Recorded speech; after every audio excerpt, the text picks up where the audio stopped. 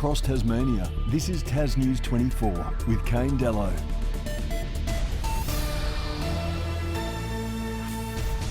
Hello and thanks for joining us.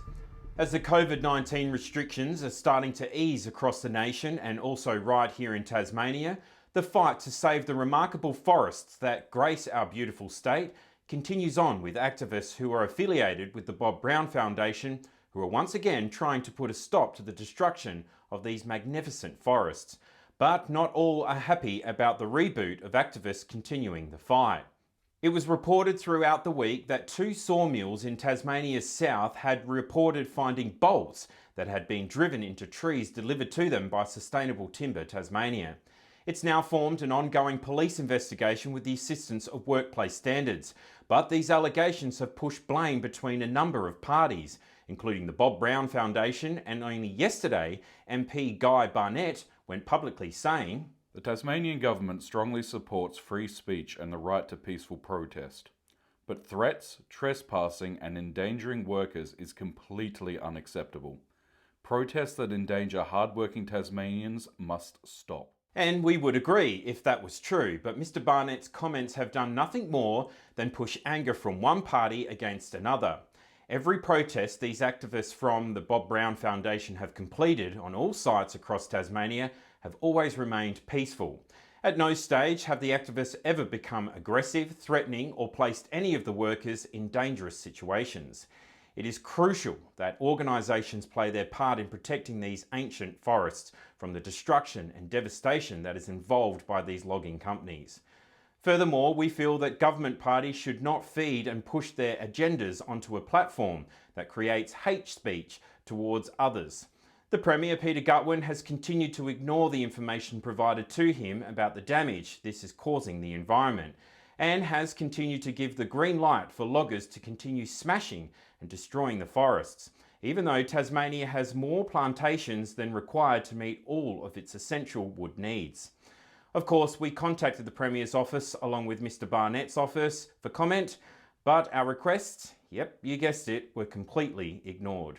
However, Tasmania Police did confirm with Tas News 24 that 4 people were arrested at the site and transported to the Hobart Police Station, where they were processed as operational duties permits. We understand the actions are serious and can be dangerous when spikes are driven into trees that are processed through any sawmill.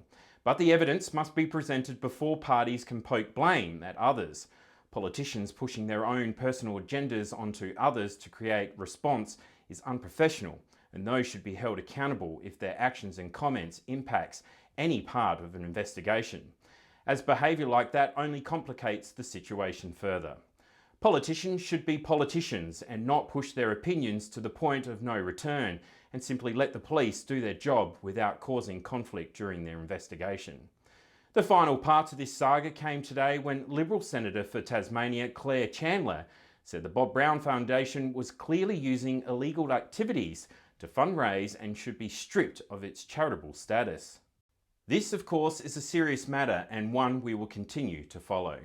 Now to a story that involves yet again another police member being pulled into the spotlight. Yesterday morning, an elderly man was struck by a police vehicle in Beaconsfield in the state's north. Ambulance Tasmania were called to a location on Grub Street where an elderly man had received injuries as a result of a vehicle collision. It's been alleged the officer was affected by a sun glare, which may have played a contributing factor to the incident. The elderly man was transported to hospital and remains in a stable condition. The officer at the time of the collision was on routine patrol, and the details we received were very sketchy, but we understand major crash investigators and professional standards are investigating the incident. There has been a prompt plea for calm while the state starts to ease the COVID-19 restrictions. Just recently, 3 people were a target of racially motivated attacks as they walked through Launceston CBD. The 3 people stated they were called Corona, and a mobile phone was hit from their hand as they tried to video the confrontation. The state's anti-discrimination department have said a spike in a number of racial motivated behaviours have increased since the COVID-19 situation. Tasmania Police have said any targeted racial abuse is unacceptable and will be handled as serious offending, and a person who commits these crimes will be subject of a police investigation. Now let's take a look at the state's weekend weather forecast.